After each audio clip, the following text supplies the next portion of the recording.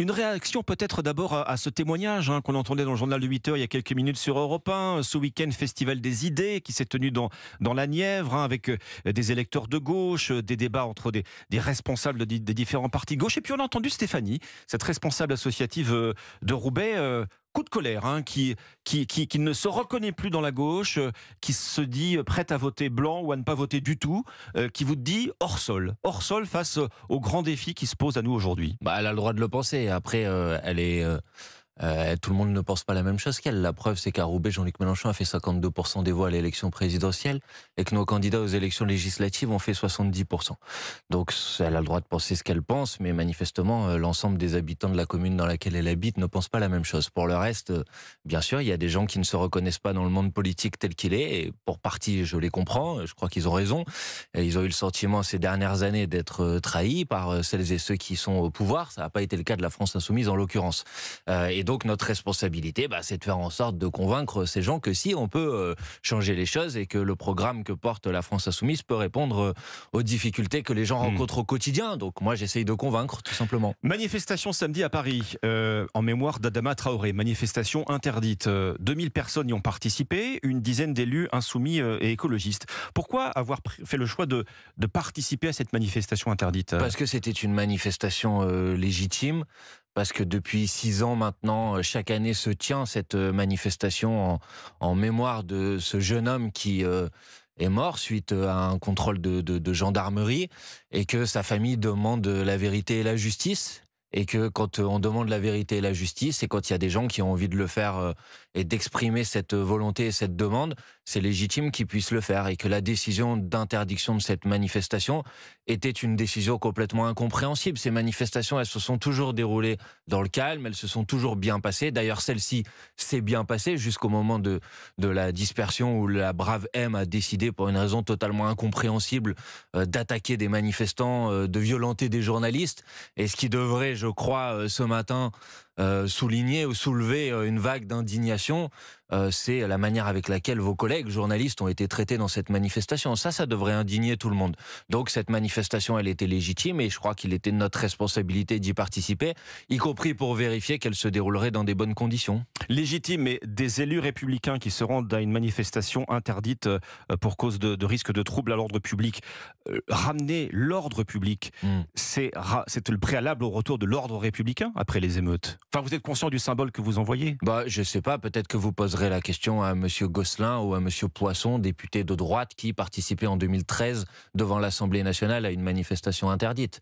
À l'époque, je remarque que personne n'est venu leur poser la question de savoir pourquoi ils le faisaient, ou est-ce que c'était pas quelque chose d'extrêmement grave. Oui. Donc, écoutez, notre participation à cette manifestation pacifique, dans le calme, était une participation qui visait justement à rappeler que dans notre pays, ce qui est en train de devenir la norme, et ça devrait quand même interroger tout le monde, entre la dernière fois qu'il y a eu une vague d'interdiction de manifestation, c'était en 1962, c'était la manifestation de Charonne, qui était à l'appel du Parti communiste, qui avait été interdite, dans lequel il y avait d'ailleurs des élus, et qui s'était terminée par des morts. À partir de ce moment-là, de 1962, pendant de longues années en France, on a considéré qu'il était légitime de pouvoir manifester. Et on est en train de revenir à une période d'interdiction des manifestations, et c'est ça qui devrait nous interpeller. Est-ce que la famille Traoré peut se prévaloir de représenter les quartiers ?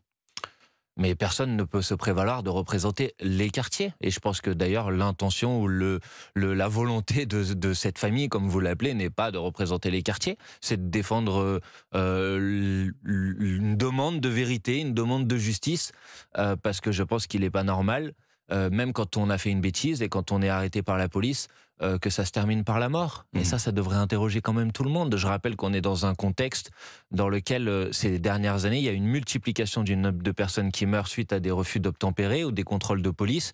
Il y en a eu 13 l'année dernière, en 2022. 13, ça fait plus d'un par mois l'année dernière. En Allemagne, en 10 ans, il y a eu une personne qui est morte suite à un refus d'obtempérer. Ça devrait nous interroger. Et je suis stupéfait de voir que le gouvernement est dans l'incapacité d'apporter des réponses politique à ce sujet. Parce que plutôt que de parler des manifestations interdites, de qui y était, etc., la question c'est comment on fait en sorte qu'il n'y ait plus une seule personne qui meurt suite à un refus d'obtempérer. C'est ça qui devrait nous interroger. Les réponses politiques, Elisabeth Borne les a dévoilées, en tout cas en partie dans Le Parisien hier. Mobilisation massive des forces de l'ordre pour le 14 juillet. L'idée d'une amende pour les parents de mineurs impliqués dans les émeutes, sur le modèle de la sanction dès la première connerie, pour reprendre les mots d'Emmanuel Macron. Est-ce que c'est la bonne réponse? Mais attendez, d'abord, en quoi c'est une réponse politique au fait qu'un jeune homme de 17 ans soit mort suite à un refus d'obtempérer? Ça ne répond pas à ça. Donc ce n'est pas une réponse politique à ce problème-là. En tout cas, aux conséquences. Aux émeutes. D'accord, mais normalement, quand on essaye d'être un peu rationnel, parce que l'objectif, c'est quand même d'essayer de faire les choses avec intelligence, on essaye d'abord de regarder la cause, et puis d'essayer d'apporter une réponse à la cause.